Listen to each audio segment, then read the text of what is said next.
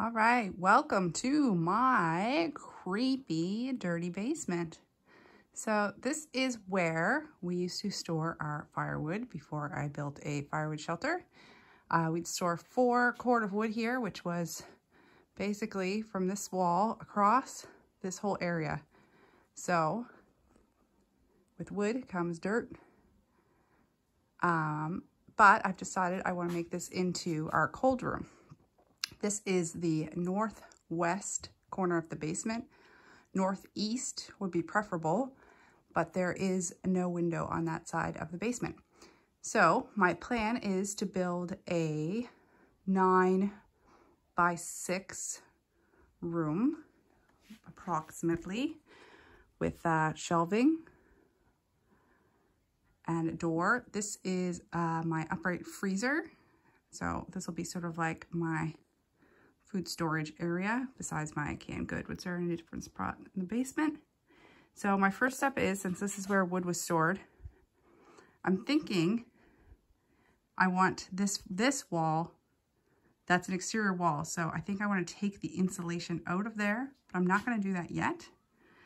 And this is also the exterior wall. So I'm going to take the insulation over here and see we have all pieces of paneling and plexiglass or whatever, just stuff to protect. This wall was also covered like that, but I've already taken that down. So I just need to remove these items here and measure out my room and cut my top plate, my bottom plate, and my studs.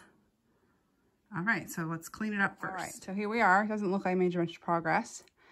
I'm not going to wash this floor until after I'm done building the walls, because why bother? And then I'll grab a vacuum. There's lots of little bits of wood underneath the insulation there. So I took my measurements. I made a rough sketch. She's rough because this is out of my realm. I don't really know what I'm doing, but I'm winging it. So this is my sketch. So this is oriented how it is right here.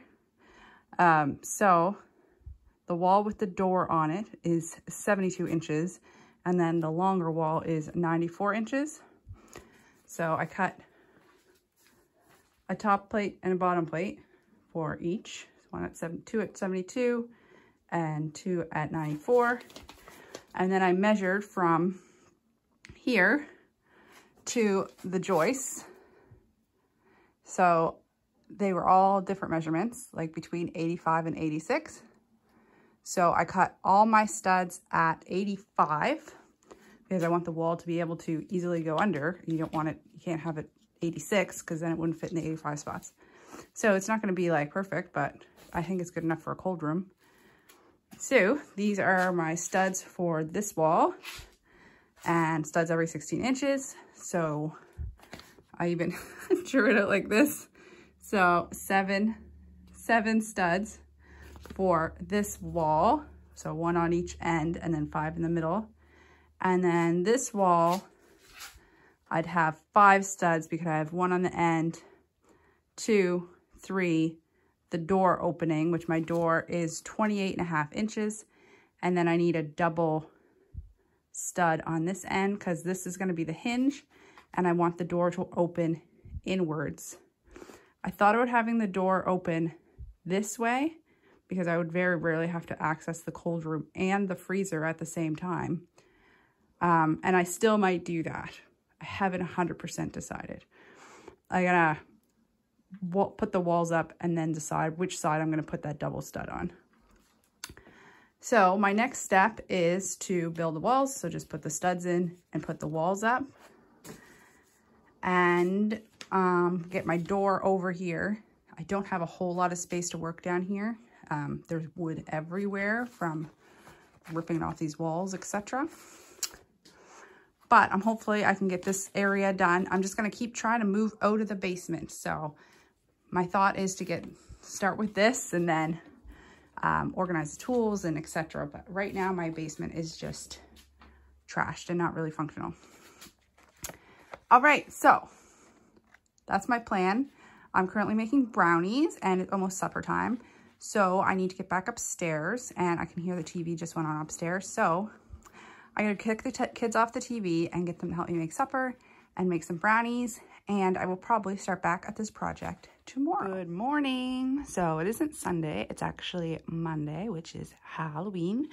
I just sent the kids to school, went for my walk, and I started putting this together. Now today I was supposed to be finishing this job, and now I'm just beginning, but we'll see how far I get.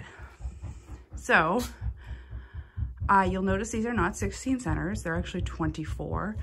I just wanted to save some 2x4s because this is an interior wall, it's not structural anyway.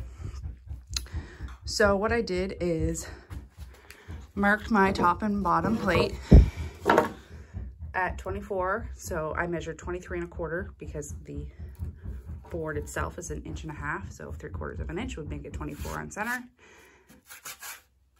These have all been like used as forms, construction forms, scrap wood.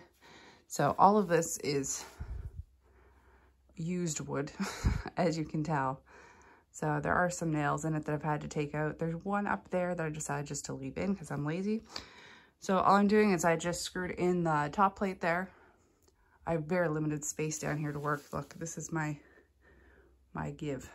So as you see, so I just marked the X is the side the stud goes on. So approximately right there. So now I'm just going to screw on the bottom plate and see if I can lift this wall and attach it. All right, so the wall is up. It fit. That's good. And as you can see, some of my beams, my joists won't even touch it. So I'm just gonna screw 1, 2, probably 5 spots and screw that to the wall and then do my other. All right, so I went and grabbed my door. It's 28 inches. And I just snugged it up there to get it to be straight edge because it's not level. This should be called How Not to Build a Cold Room with scrap from your basement, because, oh, there's my doggo. Yeah, nothing's level, or I'm trying to make things level with wood that's all twisted. And be careful over there, baby. That door's not attached. So I put my door here and I measured out 1.5 inches for my first stud that's gonna be there, and then 29.5 takes me to here. So that's where my door would end, but then I wanted to leave a 1/2 inch allowance, I think. I'm gonna look that up because I really don't know. Then I'm gonna do a double stud here, which will come to about here, and a stud on the end. Then I just split the difference. So there's no studs on 16s, but these are both interior walls in a small room that's just gonna be shelving in a basement. And I don't know if you'll actually, this is supposed to be pressure treated because it's sitting on a basement floor, but I didn't have any pressure treated. So I'm just gonna put a piece of plastic underneath. And these aren't screwed in because I need to borrow a hilt again. And hopefully my husband will bring one home today or tomorrow. So I'm just gonna mark both boards. I have the top one marked, and I'm just gonna mark the bottom one and screw on my studs and my top plate. And the only thing with this door is I noticed there's no second set of hinges, but I do have 3 other doors over there where I can probably steal some hinges from. All right, wish me luck. See how this goes. I do have my flash on, but there's no light in here. So we do have a light wired, and that plug was attached on this wall over here. So we should be able to put that back. Look at all the dust. Ugh. Anyway, so I just put flooring on this wall, and I didn't go right to the top because I'm gonna see how, if we can get that light hooked up and then put a piece of drywall across before I fill in that gap. See, there's paint all over. This flooring's been used twice already. So it's not 100%. There's lots of little gaps just because I could not get everything to fit together. But that's our wall.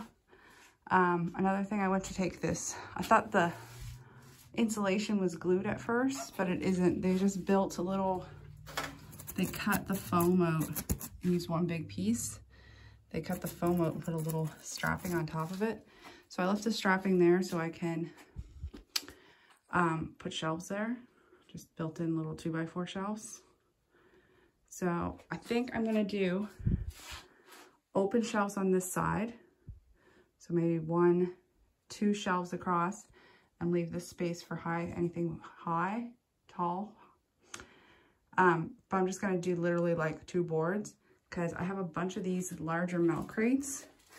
So my thought is that they could be resting just on the front and back and have lots of airflow.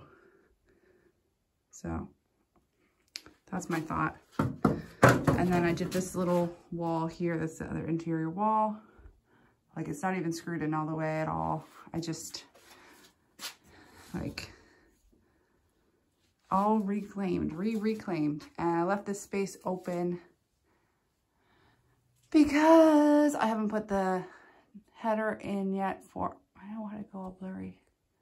I haven't put the header all in yet for the door because I haven't decided which door I'm using. I have 2 that might work. I still haven't found any hinges. So then I'll complete this because this will be a whole piece and then probably like a cutout. So, I mean, I haven't cut out the door frame yet either. So I'm kind of stalled right now. I don't have, this bottom plate is still not connected to the floor. Oh, and this is the styrofoam I took out, the insulation, and it's just gonna go on the back side of these. And then I would probably do a piece of drywall there. And then if you come out here, you can see how dirty this is. My gosh, I'm probably gonna wipe that one board. I wonder why that one board is so dirty.